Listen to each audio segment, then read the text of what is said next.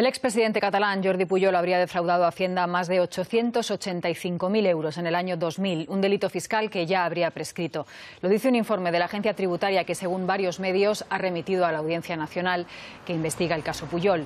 Hacienda cree que el expresidente era el verdadero titular de una cuenta en Andorra a nombre de su hijo mayor. La mantuvieron 10 años, pero hubo un único ingreso en metálico y sin justificar de 307 millones de pesetas cuando la abrieron en el año 2000.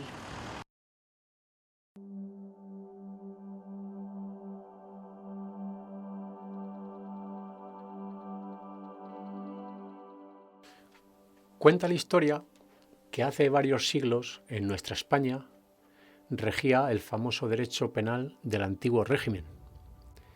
Derecho penal creado y posteriormente heredado por un simpático y benévolo monarca cuyo nombre, y como decía Cervantes, no quiero acordarme.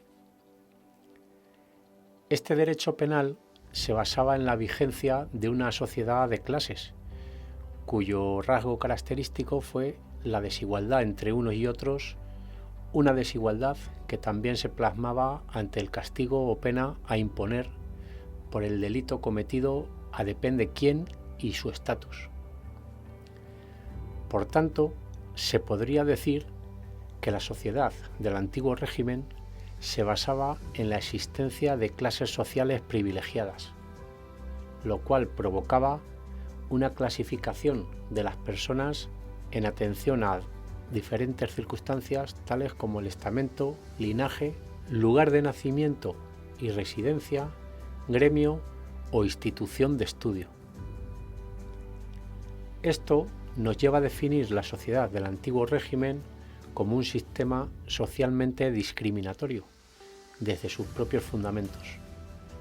El principio de desigualdad personal ante la ley penal era tal que cuando se ordenaba a los jueces que por cierto eran elegidos a dedo por el monarca, cuando se les pedía que dieran sentencia condenatoria, se observase la condición social del reo, castigando más duramente al hombre siervo que al libre, o al hombre vil que al hidalgo.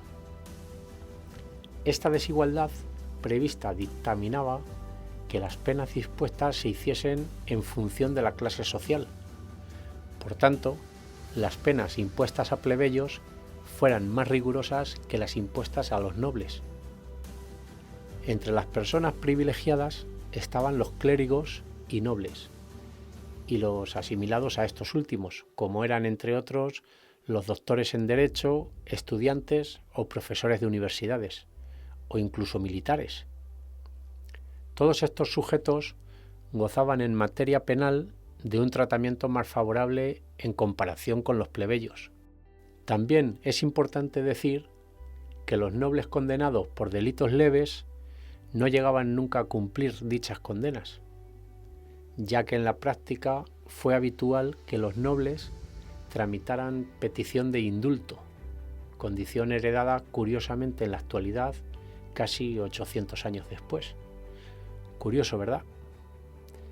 Condición de indulto, la cual se les concedía casi siempre previo pago de ducados a la Cámara Real.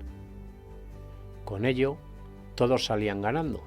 El noble quedaba libre y sin castigo.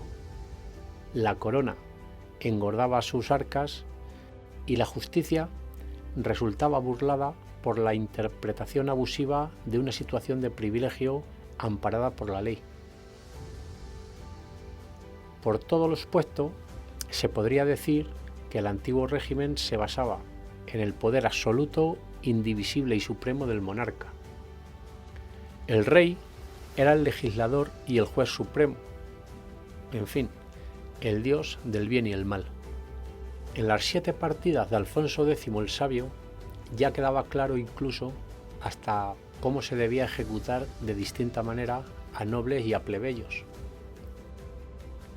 Hoy en día, y a tenor de las noticias de delincuencia sistemática por parte de los nobles de nuestra era, mi pregunta es: ¿qué queda en pleno siglo XXI del derecho penal del antiguo régimen? O lo que es más importante, ¿es la justicia igual para todos?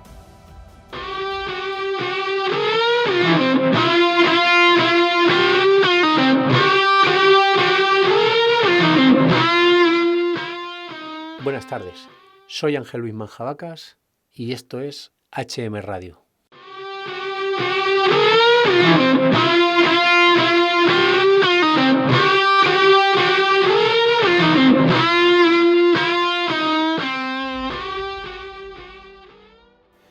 Miren, yo hoy les voy a comentar tan solo unos ejemplos.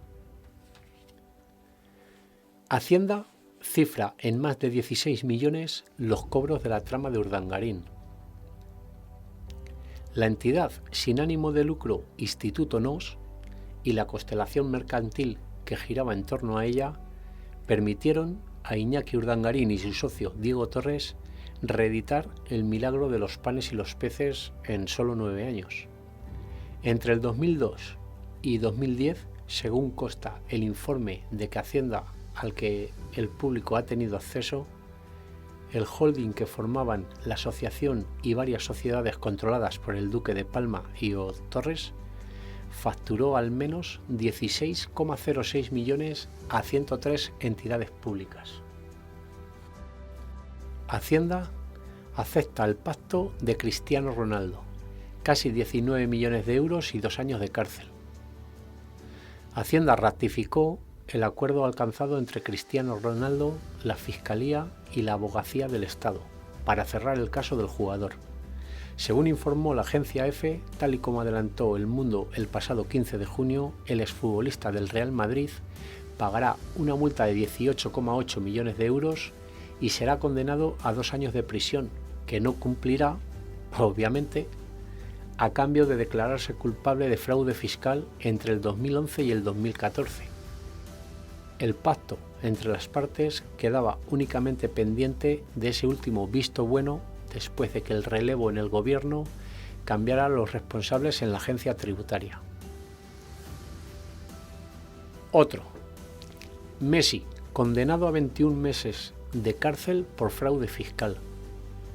El deportista y su padre estaban acusados de defraudar 4,1 millones de euros a Hacienda. La Audiencia Provincial de Barcelona ha condenado a Lionel Messi y a su padre Jorge Horacio a 21 meses de prisión por 3 delitos fiscales.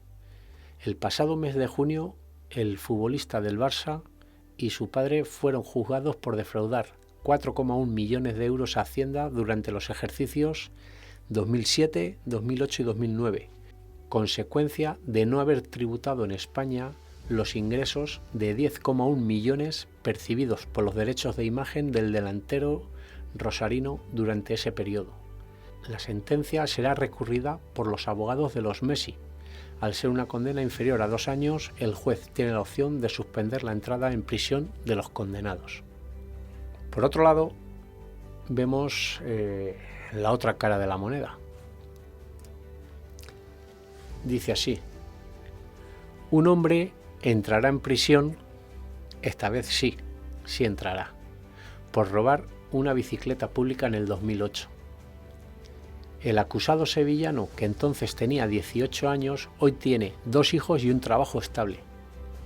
Adrián Manuel Moreno ingresará en prisión dentro de 2 semanas por haber robado en 2008 una bicicleta de Servici, el Servicio Público de Préstamos de Sevilla, cuando tenía 18 años. La justicia en España es ejemplar. Condena a 1 año de cárcel al joven que robó una gallina. Robar una gallina en España cuesta, penalmente hablando, 1 año de cárcel. Es la condena que un juez de lo penal de Madrid, el número 5, ha impuesto a un joven por sustraer un ejemplar de este ave en un patio aparentemente abandonado a Anejo, a una vivienda de la localidad de Las Rozas, pese a que el delito solo se consideró una tentativa porque los acusados, el condenado y un menor que le acompañaba, fueron inmediatamente descubiertos por la policía y el animal recuperado. La Fiscalía pide casi 5 años de cárcel para un hombre que robó un bocadillo. Madre mía. Un hombre se enfrenta a una pena de 4 años y 10 meses por el robo de un bocadillo en una panadería de Barcelona. Los hechos que ocurrieron el pasado mes de marzo han trascendido por la elevada petición de pena de la Fiscalía, en este caso condicionada por el uso de la violencia para cometer el robo. Bueno, estos son tan solo unos cuantos de los casos más llamativos que hay en nuestro país.